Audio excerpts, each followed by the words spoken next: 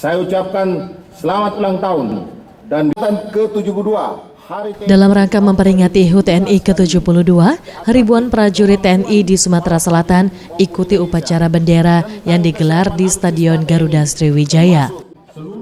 Selain menggelar upacara bendera, beberapa atraksi seperti atraksi pencaksilat yang ditampilkan oleh para prajurit TNI. Atraksi ini mempertunjukkan aksi bela diri dengan tangan kosong, bersenjata tajam, dan melumpuhkan musuh. Atraksi pencaksilat juga menunjukkan ilmu tenaga dalam yang dimiliki dengan mematahkan besi, memecahkan genteng, dan membelah susunan es batu dengan mata tertutup. Anggota TNI ini mampu mengenai sasaran dengan tepat dan juga membengkokkan besi. HUT TNI semakin meriah dengan ditampilkan drama kolosal pertempuran 5 hari 5 malam di Palembang.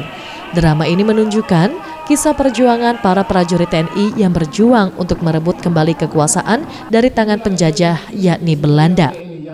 Dengan tekad yang kuat, para prajurit berhasil melumpuhkan kekuatan penjajah dan mengibarkan kembali bendera merah putih di kota Palembang.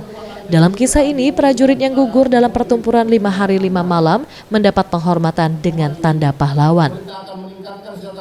Kasdam 2 Sriwijaya, Brigjen TNI Dr. Marga Taufik menegaskan, untuk tahun ini TNI mengambil tema bersama rakyat TNI kuat.